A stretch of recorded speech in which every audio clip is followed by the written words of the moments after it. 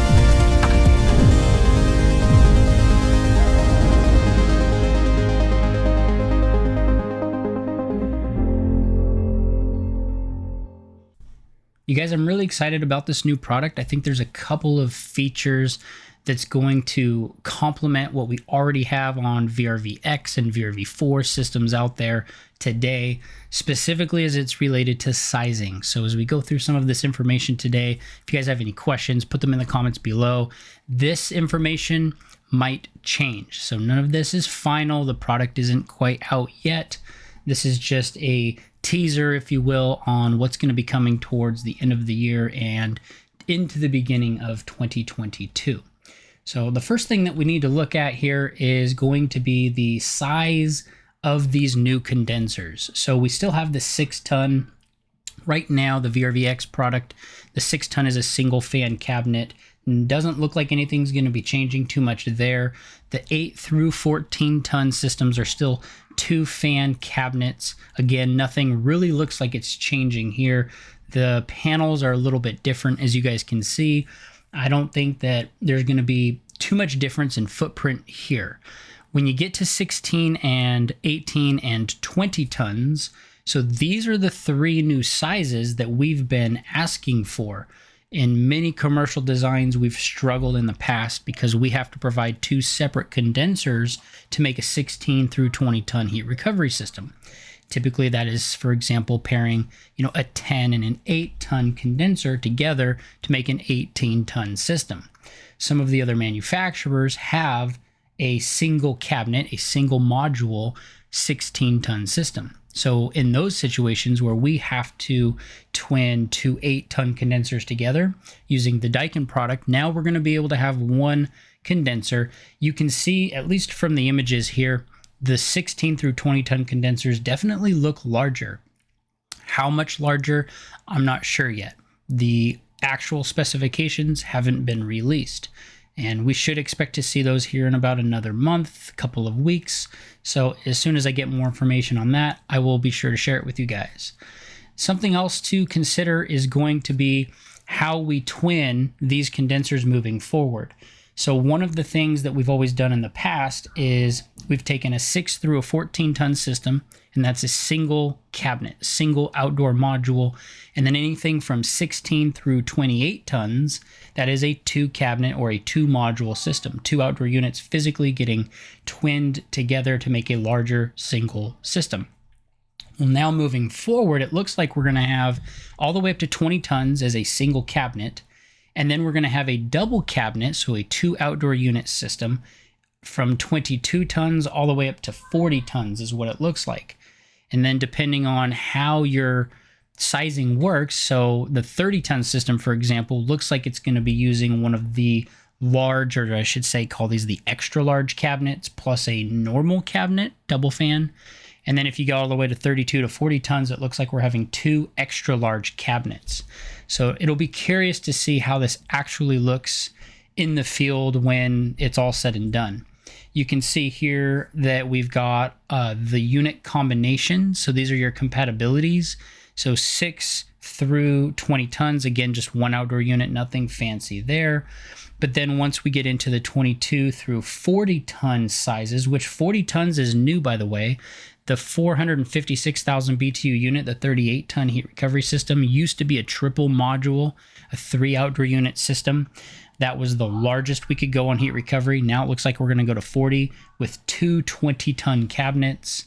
The 36 looks like it's going to be 2 18-ton cabinets, etc., etc. You can see here on the chart how many of each module is required to make the total size. So that's interesting. I'm really curious how big these modules are actually going to be for these capacities. So we'll have to stay tuned and find out. Now, as far as compatibility with other VRV R410A systems, just like you can't mix a VRV4 with a VRVX, you can't mix a VRVX with this VRV Emerion. So if you have a system, you have to have 2 or 1 VRV Emerion condensers. I can't put a VRV Emerion extra large condenser with a VRVX 14-ton condenser, for example. It all has to be VRV Emerion outdoor units, or it all has to be VRVX outdoor units, etc., etc. And that's pretty common for when Daikin comes out with new outdoor units, so there's nothing surprising by that note. The indoor units, so we can connect any of the existing indoor units for the R410A systems, so all of your older M series units, that'd be like your old FX HQ ceiling suspended unit, for example, that is an MVJU, your P series, so your wall mounts FXAQ, PVJUs, and then all the latest models, FXSQs, FXZQs, FXTQs, TVJUs. All of those indoor units that are 410A will still work with the Emerion. And based on that information, that's kind of what tells me these are still R410A systems, even though it wasn't specifically noted. It's being connected to all of the existing R410A indoor units and all of the existing R410A branch boxes. As you can see in the next note, the branch selector boxes are going to be compatible for your T-Series standard and flex boxes. So that's your single ports, your 4, 6, 8, 10, and 12 port boxes that we're currently using today, so nothing else is changing. And then all of the current controls options are still available. So really all we're getting here is a new outdoor unit. The outdoor unit is supposed to be more efficient, supposed to have a smaller MCA. We'll talk about that in just a second. But first, I wanted to show you guys the latest and greatest on operational range for performance and then some of the piping rules. And it doesn't look like a whole lot has changed here. Your cooling outdoor conditions -4, and that's pretty typical for VRVX as well. A couple degrees different. Heating outdoor temperatures down to -13. Again, nothing's really changed there. Your maximum vertical piping length has changed, so 361 feet, that's new, and that exceeds the previous maximum height difference between outdoor and indoor unit. Your maximum vertical pipe length between indoor units is still 98 feet, which we typically just round to 100 and tell people we can go up to 100 feet, but 98 feet is the technical number, so nothing's changed there. Your maximum actual pipe length from outdoor to furthest indoor, but 540 feet is what we're already using, so nothing's changed there from outdoor to indoor. And your total pipe, 3,280 feet, that's still the same as well. Connection ratio, 50% to 200% is the same as what we have with VRVX, which there are some nuances to when and how you can overconnect or underconnect, which we'll talk about in a totally different video. It's not for today. Number of indoor units up to 64, still the same as before. So from a specification or a operation range or a piping capability perspective, nothing's really changing so far. When we look at these features, I highlighted a couple of them that jumped out to me. Obviously, the new single cabinet outdoor unit up to 20 tons is a humongous change, and I'm very curious to see how viable that actually becomes. I don't know yet if it's going to be one compressor or two compressors in that outdoor cabinet. With VRVX systems, the VRVX series went to one compressor in each cabinet regardless of the size, so 6 through 14 tons. They all had one compressor, and so the only way to get multiple or tandem compressor systems was to have multiple modules. So I don't know now if we're going to have a 20-ton single cabinet, if that's going to be two 10-ton compressors, a 12 and an 8. I'm not sure yet how that's going to work, but it looks like they're going to give us 34% footprint decrease, and I suspect that that's probably from a larger single cabinet compared to two regular double fan cabinets, which makes sense, and that's fine. Weight reduction is again compared to two outdoor modules.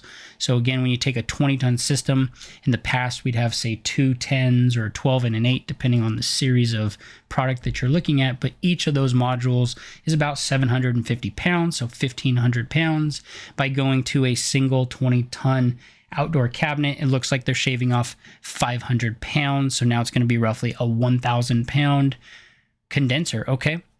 High energy efficiency with IEERs up to 30% more efficiency compared to previous series. So this is just going to be one of those things where over time we'll be able to tell how much more efficient it is. Again, how many compressors does the system have? I don't know yet. The rest of these points that are not highlighted, I'm not going to go through every single one of these.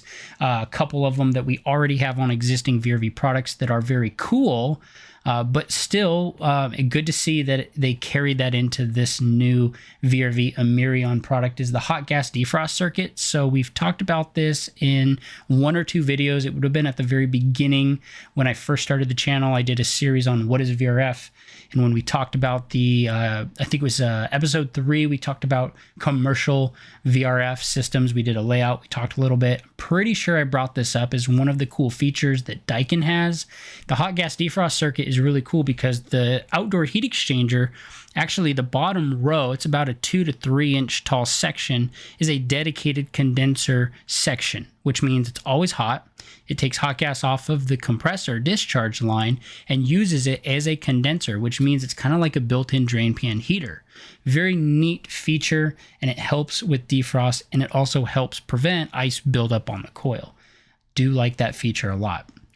The continuous heating during defrost, now that's something we've had for a very long time, and we still have that. So that's also a really nice feature. The next bullet point I highlighted here is they mentioned that they're reducing the wiring costs up to 34%, and then mentioned MCA values are compared to previous series. So they said wiring, but really what I think they're talking about is the cost for electrical wiring, not necessarily all your comm wire. All your comm wire stays the same. But if they're reducing the MCA values by 34%, I suspect it's really just the reduction of 2 disconnects to 1 disconnect. Simplified diagnostics. So this is going to be nice, and this is going to be really interesting with built-in data recorder, which stores up to 45 minutes of data. So the idea here is, in the past with VRV systems, we would have to go and plug in a service checker. If it was a VRVS, we could use a service checker or what we call the D checker. I did a video on the D checker. I'll put a card up in the corner in case you want to check that out. Very cool tool, but in order for us to get any sort of operational data points, such as thermistor data, compressor speed, pressures, fan speeds, anything like that, we have to plug in a tool. So now if there's going to be 45 minutes of stored data, and I'm guessing that it's always recording the data and then it just stores up to 45 minutes.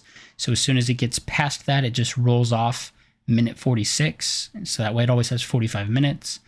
And the idea here is if I get an error code, let's say like an LC error code, lost a compressor, if you get a fan motor error code, something that shuts down the whole system, I guess we're going to be able to extract this 45 minutes of data to be able to see what the system was doing right before it went offline. And this will be helpful, I think, because sometimes once you make the repair, we need to figure out what caused the problem in the first place. You replace the compressor, you replace the bad fan motor, and then you operate the system, you plug in service checker, you take runtime, and you sit there and sit there and sit there, and you're trying to mimic what happened leading up to the failure of the component. So now having 45 minutes of operational data, I think is going to be very helpful from a service perspective. The last bullet point's probably my favorite. So they're finally letting loose the name of what this IoT-based system's called. I've known about it for just a little while. Haven't been able to talk about it much, but the Daikin Hero ecosystem. So the idea here is the equipment is going to be accessible via the internet, and you're going to be able to now see all of your sites, all of your systems, not just one particular system on one particular site. So this will go into way more detail when it's officially launched. As you can see, it's not launching until the spring of next year, so it's going to be a little while. I didn't highlight this point, but it is important to note that they're currently only making this VRV Emerion system available for heat recovery applications, which means systems where you have a branch box and your indoor units can heat and cool at the same time, all on one outdoor unit. So no heat pump, no water cooled at this time.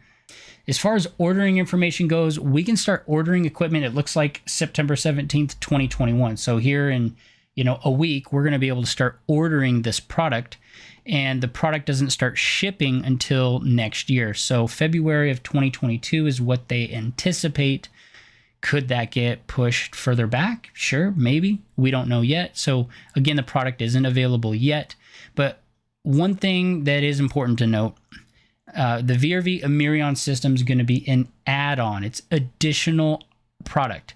We're not replacing the current VRVX and VRV Aurora, which we don't really use a lot of Aurora in my market anymore. It's pretty much all VRVX. But basically, the latest generation of VRV products are still going to be available.